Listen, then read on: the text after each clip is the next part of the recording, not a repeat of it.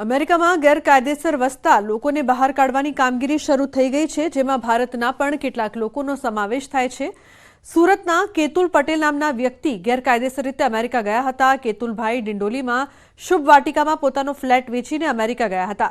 કેતુલભાઈએ વિદેશ જવાનું કહીને ફ્લેટનું વેચાણ કર્યું છે। ગેરકાયદેસર રીતે કેતુલ પટેલ અમેરિકામાં રહેતા હતા। ફ્લેટ ખરીદનાર વ્યક્તિએ કહ્યું કે કેતુલભાઈ સ્વભાવે खूब सारा था। तेओ परिवार साथे आ फ्लेट में रहता था। प्रफुल्लभाई पटेले एक वर्ष पहला आ मकान केतुल पटेल पासेथी खरीद्युं हतुं। दलाल मार्फते प्रफुल्लभाईनो केतुलभाई साथे संपर्क थयो हतो।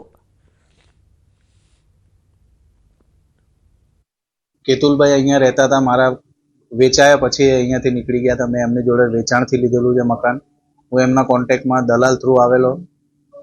અમારી ડીલ થયેલી। મને મકાન ગમી ગયું પછી અને બહાર જવાની વાત તો કરતા હતા કે આ મકાન વેચીને મારે વિદેશ જવાનું છે ને આ ને તેને કઈ રીતે જવાનું હતું, ક્યાં જવાનું હતું એ આપણે સંપર્કમાં નહોતા। 12 મહિનાથી એમના સંપર્કમાં કોઈ આપણે આવ્યા નથી।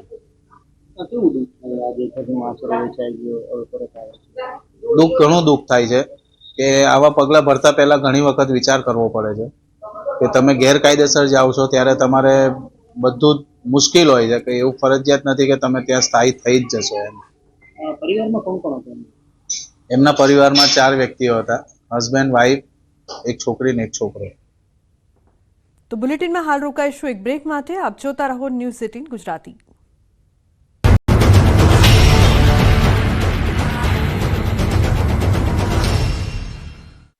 एयरटेल રાજકોટ મહાનગરપાલિકાએ હવે ગ્રીનલેન્ડ ચોકડી પાસે મિશન સફાયો શરૂ કર્યો।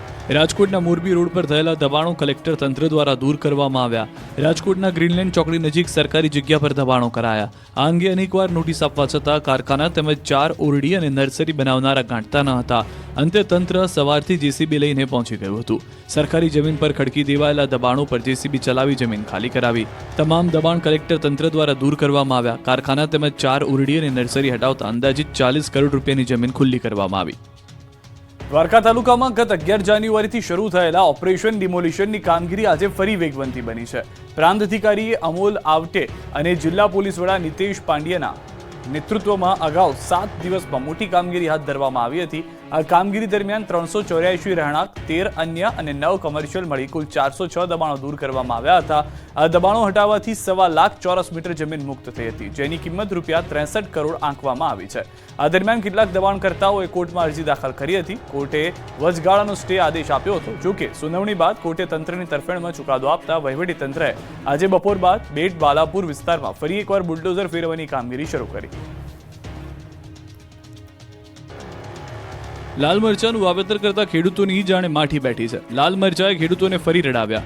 ભાવની તીખાશ ગાયબ થઈ જતા ખેડૂતોની મુશ્કેલીમાં વધારો થયો, કારણ કે છેલ્લા 5 વર્ષની સરખામણીએ લાલ મરચાના આ વર્ષે સૌથી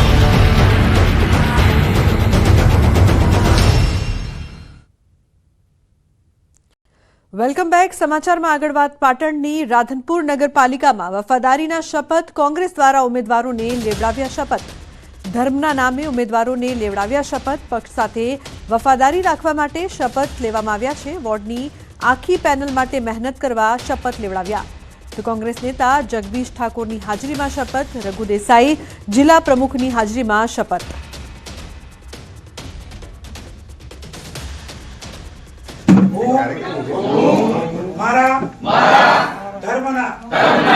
સોગન ખાઉં છું કે પ્રતિજ્ઞા કરું છું કે હું કોંગ્રેસ પાર્ટીને સદા વફાદાર રહીશ। કોંગ્રેસ પાર્ટી જે પણ નિર્ણય લેશે એમાં કાયમ માટે હું સંમત રહીશ। હું મારી પેનલના મારા સાથે લડતા 4 ઉમેદવારોને મત સરખા મળે એના માટે પણ પ્રતિજ્ઞા લઉં છું। કોંગ્રેસ પાર્ટીને કાયમ માટે વફાદાર રહીશ લઉં છું। ભારત માતા की जय। कांग्रेस पार्टी जिंदाबाद। राहुल गांधी जिंदाबाद। राहुल गांधी जिंदाबाद। सोनिया गांधी जिंदाबाद। प्रियंका गांधी जिंदाबाद। तो अन्य महत्वपूर्ण समाचार की जो बात करिए तो serial killer Bhuvani modus operandi थी हत्या અમદાવાદના બાપુનગરમાં પિતાએ કરી પોતાના જ પુત્રની હત્યા. સોડિયમ નાઇટ્રેટ પાણીમાં પીવડાવીને હત્યા કરી નાખી. 10 વર્ષના પુત્રની પિતાએ હત્યા કરી છે. પુત્રની હત્યા પત્ની મહેસાણા જતા પિતાએ બાળકોની હત્યા કરીને આત્મહત્યા કરવાનું વિચાર્યું. દીકરાને ઝેરી પ્રવાહી પીવડાવ્યું. દીકરો મૃત્યુ પામતા પિતા ફરાર થયો હતો. જો કે પોલીસે તેને દબોચી દીધો છે. તો મોરબીના વવાણિયા ગામે થયેલી હત્યાના આરોપીઓ ઝડપાયા છે. મોરબી પોલીસે આરોપી અસલમ મોવર અને જાવેદ ઉર્ફે જાવલો જેડા વિરુદ્ધ બીએનએસની કલમ 103 હેઠળ હત્યાનો ગુનો નોંધી કાયદેસરની કાર્યવાહી હાથ ધરી છે.